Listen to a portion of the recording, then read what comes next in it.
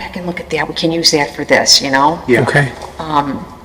Okay. So this looks great. What is your formal name? I know we call you CJ. CJ, yeah. So my full name is Christopher Jordan Wild, but I've always gone by CJ. Okay. All right, so CJ, tell me a little bit about yourself, your family life, your school life. I don't know if you were an athlete. How did academics go for you? Were you social? Did you have a lot of friends? Were you more private, not so much with friends? Just tell us a little bit about your upbringing. Sure. So I grew up in Lancaster, New York, and we were sort of an all-American family. My dad played football in high school. He married my mom, who was a cheerleader. Let me start over a second, actually. It's going somewhere else, all right? So I grew up in Lancaster, New York, and we were sort of an all-American family growing up. Dad was a high school football player. Mom was a cheerleader. They got married. We have a white picket fence, and we had a golden retriever for a long time. It's my sister Maria and I, so we were sort of living the American dream, you might say.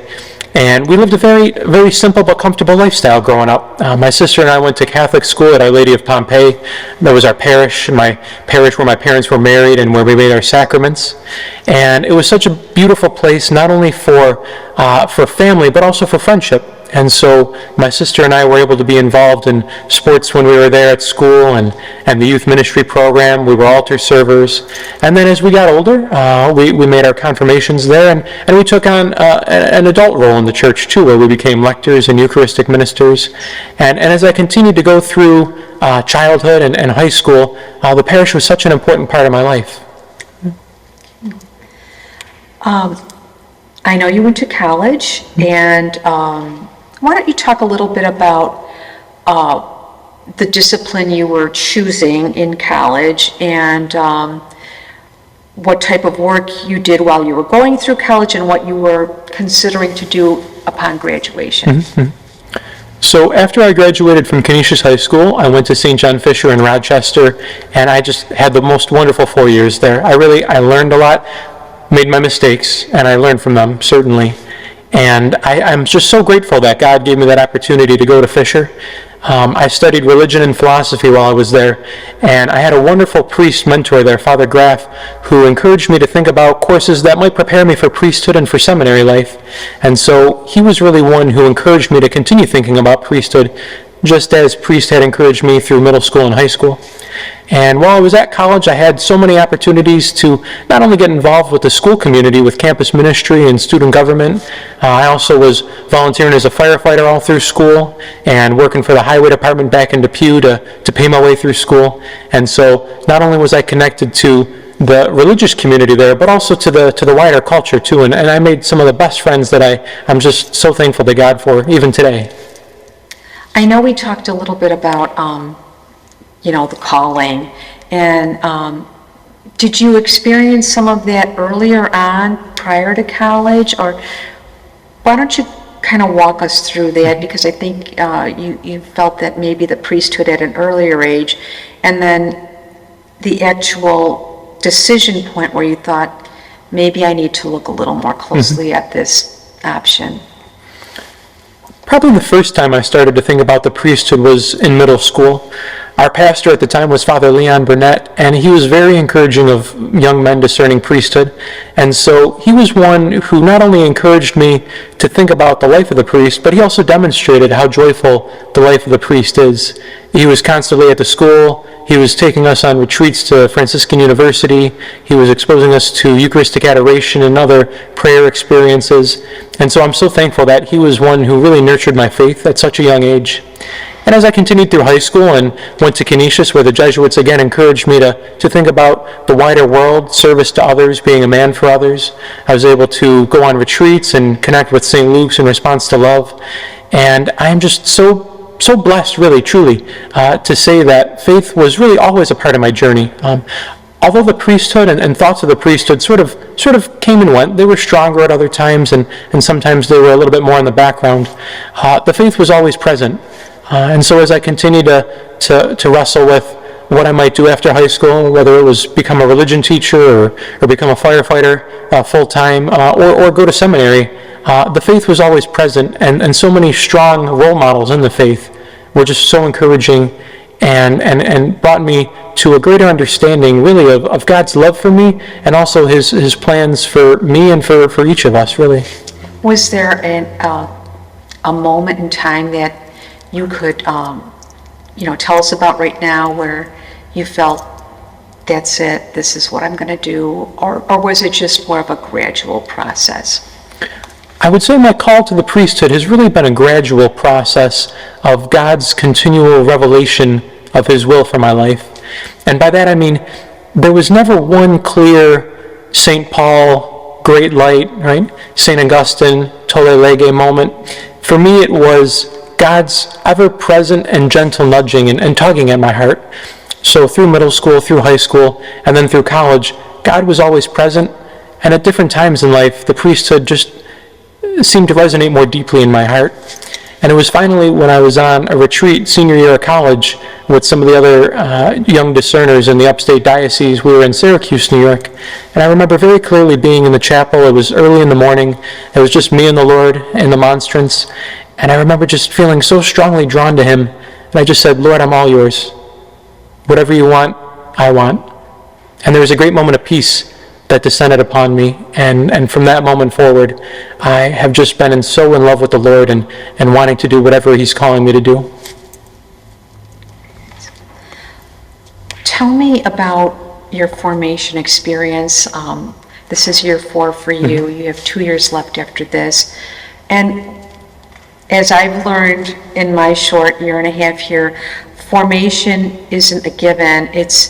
It's considered a period of discernment from beginning to end. You're constantly discerning and trying to decide if this is what you're going to pursue.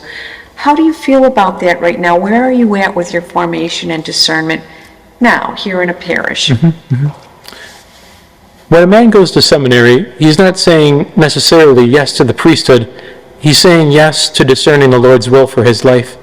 And so whether someone leaves the seminary to be married or pursue a different vocation, he's still trying to do the will of the Lord. And I think for all of us who enter seminary, we recognize that our primary call is to be a disciple, right? And ultimately to be a saint. And so as I've gone through seminary the last 4 years, now being in a parish, I'm seeing how beautiful the life of a priest can be. Meeting people in not only the moments of great joy, right, when they're celebrating a wedding or a birth of a child, a baptism, right, we're also able to enter into that suffering in a particularly challenging way at a hospital bed, at a graveside committal. And so there's a great connection with the people of God, with the people here in Buffalo especially, where we're able to not only get to know them as brothers and sisters in Christ, but also people who we will one day serve, God willing, as priests. And so not only when we're in Baltimore do we have the opportunity to be in parishes and in hospitals, but also here in Buffalo. And so I've had the opportunity to meet people in Amherst and Elma, in Orchard Park in Hamburg now. And I'm just so impressed with how many people are really yearning to know God more deeply and desiring to draw close to Him. I know that when you were going through your application phase, that was the time when we were probably preparing to close Christ the King. And a lot of our people who really support formation and really support our seminarians want to hear about life at St. Mary's in Baltimore, Maryland, and they want to make sure that the guys are being served well there, that they're happy there, that they're being nurtured. You want to talk a little bit about your experience at St. Mary's in Baltimore? So when I was applying for the seminary, and really for the formation of, when I was applying to apply, well, how do I phrase that?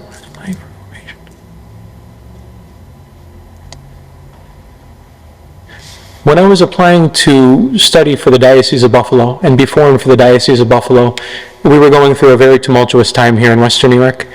The seminary was closing. There didn't seem to be a clear leader. We didn't really know what was going to happen with bankruptcy and some of the abuse cases.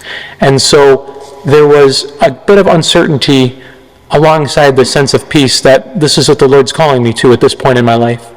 And so as I began studying at St. Mary's in Baltimore, I was a little bit nervous, to be sure, but also reassured very quickly, not only by the faculty and staff there, but also by the other seminarians who, in many cases, were also experiencing the same things in their diocese around the Northeast. And so we were welcomed with open arms. I mean, from the moment that I got there, I knew that I was at home. And I'm so thankful today to say 4 years later, some of the strongest friendships I've forged have been with other seminarians at St. Mary's. I think of two twin brothers from the Diocese of Erie who I get to know very well. I think of other brothers from Scranton and Worcester and Baltimore who have just shared their hearts with me and who I've been able to share my heart with. We've been able to go on trips together. We've been able to serve the poor together, serve the patients in the hospitals together. And so the time at St. Mary's has not only challenged us to grow as individuals, but it's also provided us the opportunity to grow as brothers, right? So as we return to Buffalo, and whatever diocese from which we come, as we return to Buffalo, we'll be stronger brothers to better minister here to the people of God. Okay. There's a human element to everything, and certainly there's a human element during formation and discernment and seminary life. Certainly, there's nothing in life that is perfect. Do you want to talk a little bit about some of the bumps in the road that you may have encountered along your way?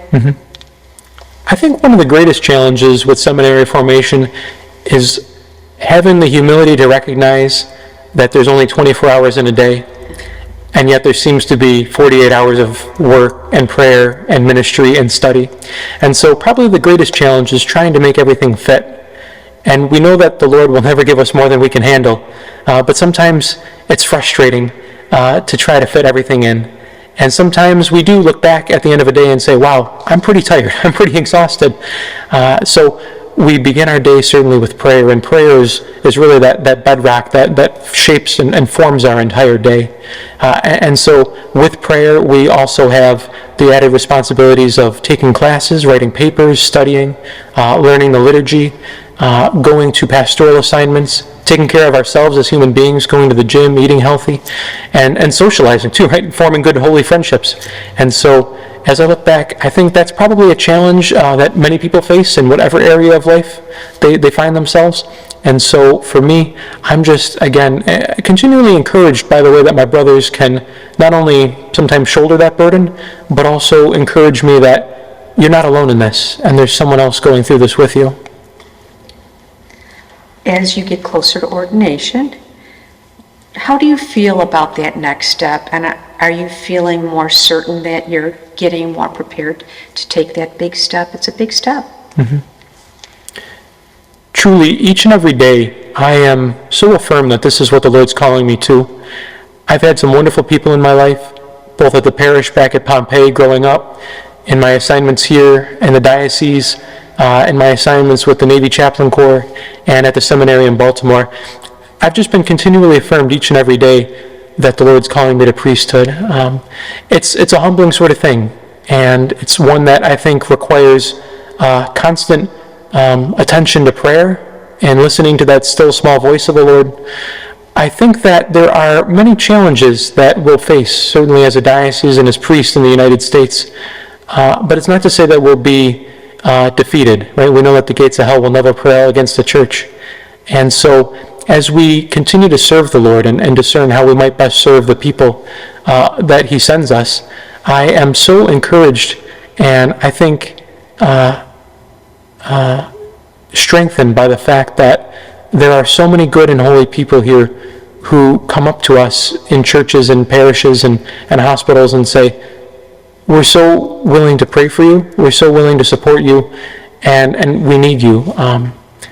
And so as I look to the future and think about some of the challenges we'll face, I think that as long as we recognize that the Lord is at the center of our lives and that our lives are not our own, we'll be able to do wonderful things and hopefully glorify God in all things.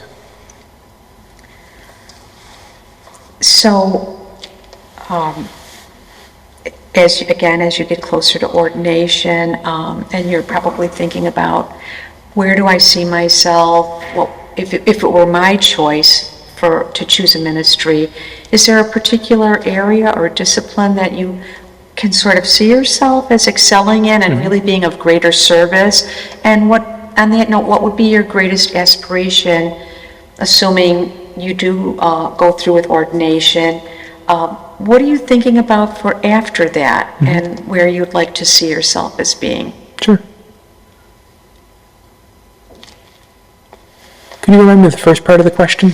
Greatest hope and aspiration with Okay. your vocation as an ordained priest. Okay. I think honestly, no, start over. My greatest hope and aspiration as a priest will simply to do the will of the Father. And that might take different shapes at different points in my priesthood. Bishop Fisher has given me the great good fortune to continue to discern not only diocesan priesthood, he's also given me the opportunity to discern military chaplaincy. And so a few years ago, I was commissioned as an officer in the Navy. And so the last 2 years, I've had the opportunity and privilege, really, to spend time in Newport, Rhode Island and Norfolk, Virginia, serving alongside sailors and Marines and Coast Guardsmen, exploring not only the challenges that they face in their line of work and their hostile work environment. It's also given me the opportunity to recognize that there are so many people in so many different areas of life who are so in need of not only God, but the sacraments, the good news of salvation.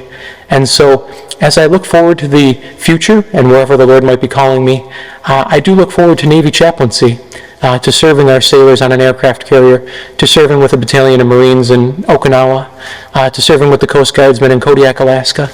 And so there are just so many opportunities that we are afforded to serve as priests, be it in hospitals or schools, as professors, as campus ministers, as parish priests, as military chaplains, as prison chaplains. I am just continually reminded that everything we do always draws from and points back to the Eucharist. So as long as I'm able to celebrate that Eucharist and be that humble servant of the sacraments, that's what I want to do, be the will of the Father.